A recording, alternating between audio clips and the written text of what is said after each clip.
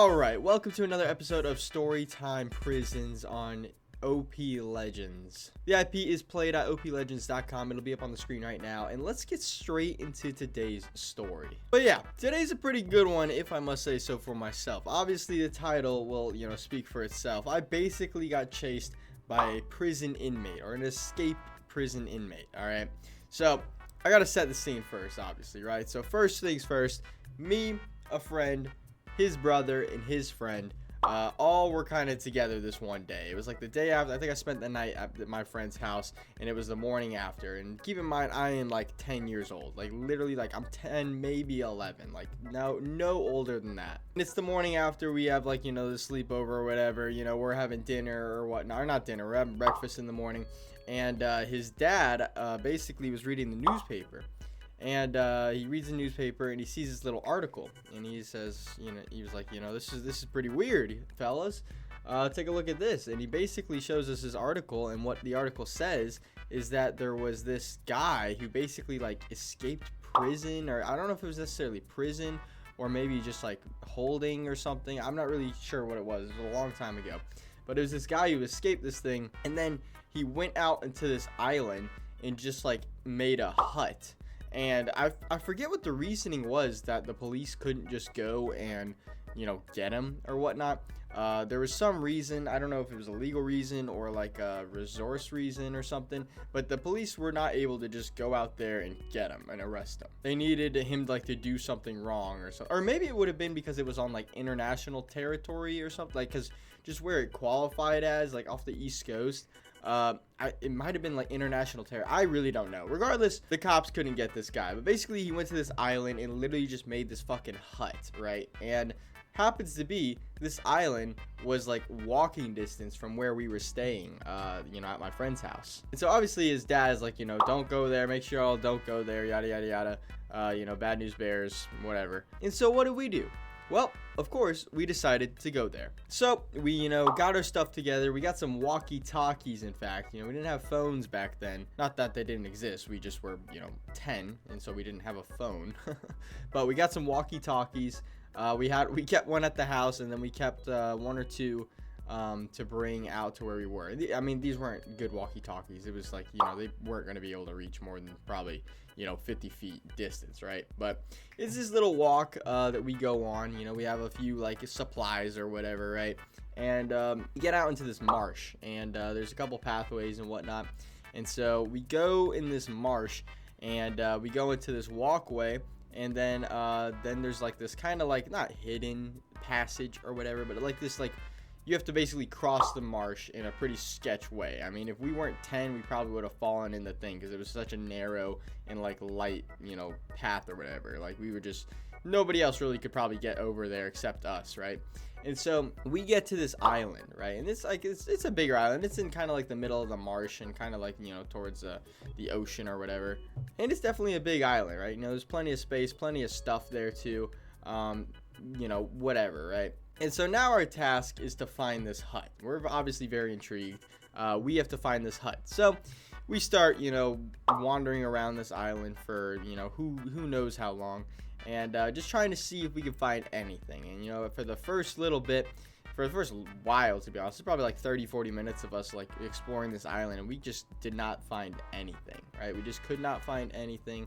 There was nothing really around. Just, it was just an island with a bunch of trees. I mean, it wasn't like a paradise island that has like the beach around it and stuff. It was like an island that was just like a mound of dirt with a bunch of trees in it, and like just, I mean, it was never touched by man, right? And so it's pretty difficult to see past probably 10 feet in front of you, just because of the amount of trees and stuff that were there. There wasn't like a designated walkway or anything. I mean, we were literally just making it up as we went. I'm pretty sure we were like all in like long sleeves and pants too, because of like poison ivy and stuff. Like, we just, like, it was literally just uncharted territory basically. And so we're like, fumbling around, whatever, and we're exploring and whatnot.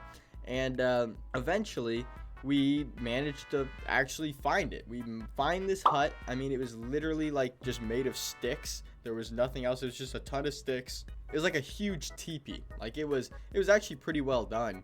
to be honest, but it was like a big teepee. It was a pretty big interior, to be honest, for a fucking teepee, that is. And so there was like, you know, a big teepee and whatnot, right? And so pretty crazy. But there was this hut right where we found it, and then, you know, in front of it, kind of to the right, was this like little campfire area. There was a chair, and then there was a gun. There was literally a rifle just on the ground, and next to the rifle was a hatchet.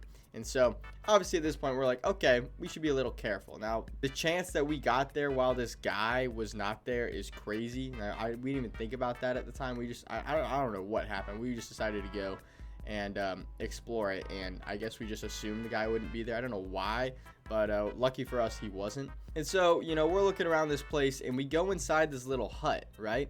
And just lined inside of this hut are all of these different animal skulls. Like, I don't know what they were, but they were definitely animal skulls. I don't know what, like, I really have no idea what they were. Like, I mean, I was 10 at the time. I wasn't too, you know, fond of skulls of animals and being able to identify them, right? But there was probably like 5 or 6 animal skulls just lined up in the like inside of this house, and they weren't small animals. It's not like they were bird skulls. Like they like looked like they were like, I don't know, maybe like a pig skull or like a fox skull. Like they were bigger sized, you know, skulls, right? So we see that, and obviously we're a little freaked out at that point. We're like, okay, whoa, what's going on? This guy might not be, you know, the nicest person on earth, right? And who would have thought, right? Some prison escapist, you know, is not the nicest fellow on the ground, right? You know, who would have thought? Regardless, you know, we're like, okay, this is kind of weird, but you know, we still want to look around.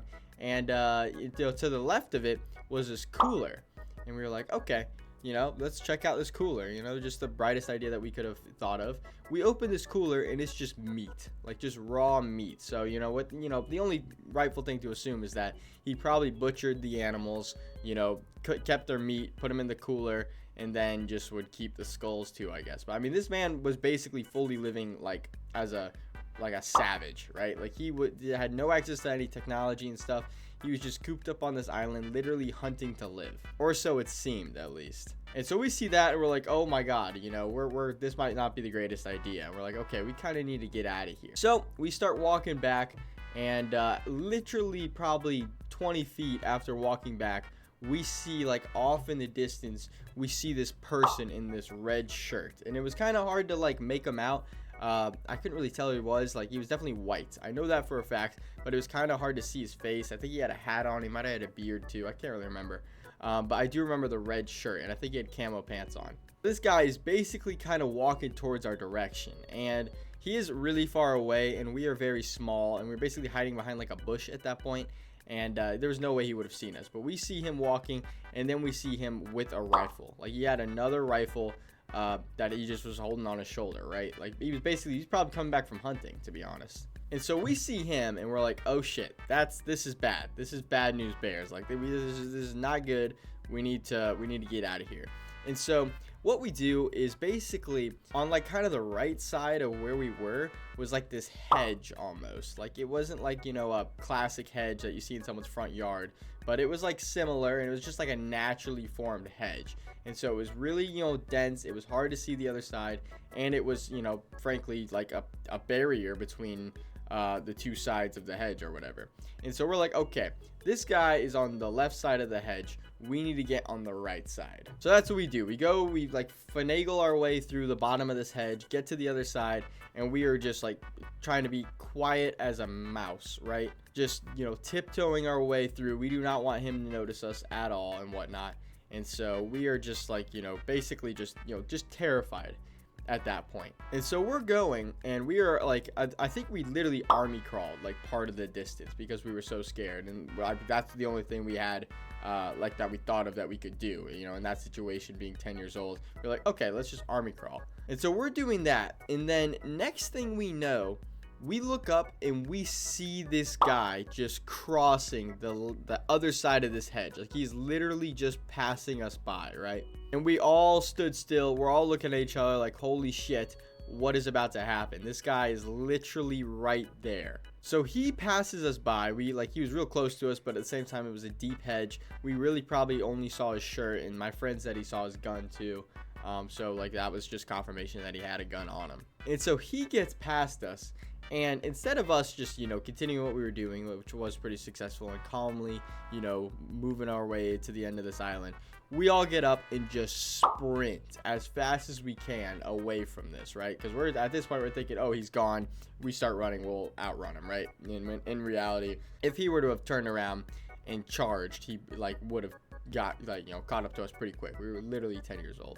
But we start running, and obviously that's gonna make some noise. And so this fella on the other side of this branch basically turns around and starts yelling like, who's that? Who's that? Who's there? And then he said some other stuff like, I have a gun, I'll shoot you, I'll shoot you. And then, I mean, basically just a cliche movie, quote type of things, if someone's startled or whatever. He just starts saying that stuff. And so I don't think he ever really ran after us.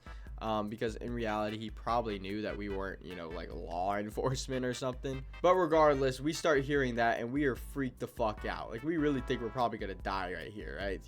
There's a guy with a gun and he's mad at us, and we, trespassed on his skulls and meat, And so we just book it out of there, right? We are just completely gone. We get to the end, like the end of this island. We go back home, and we are just gone. Like, that's the extent of, what kind of happened on the island, at least, right? And so we get home, we tell my friend's mom, obviously she's pretty upset that we went, but you can't really change the fact that we went at that point. So she's like, I'm glad you're safe, yada yada yada. And then we, I think I stayed the night that night as well. It was like a little 2-day sleepover or whatever, right? And so I stayed the night. We woke up the next morning, and like midday that day, his dad literally comes to us and says, that guy I was talking about in that island with the hut yesterday? You're like, yeah, we do. And he's like, well, the police just got him. And we were like, oh shit, what? So yeah, literally the police like basically raided that island the next day. And it was honestly kind of around the same time that we went. So we missed that by a day. Like, if we would have gone a day later, we would have been in the middle of a police raid and probably would have been caught up in some stuff that we didn't exactly want to get caught up in, right? So pretty wild to say the least. We basically were, feet away from this convicted felon or whatever, with a assault weapon, ready to disfigure us, and we managed to get home and get back safe. And that was probably one of my first odd experiences as a child, in a sense like that, to where I really thought like, okay, I might die here. But yeah, I mean, that's pretty much the story. Not as exciting maybe as some of the other ones, but I thought it was pretty neat. It was it was a cool story to tell every now and then. So yeah, hope y'all enjoyed that, and be looking for the next Storytime Prisons video.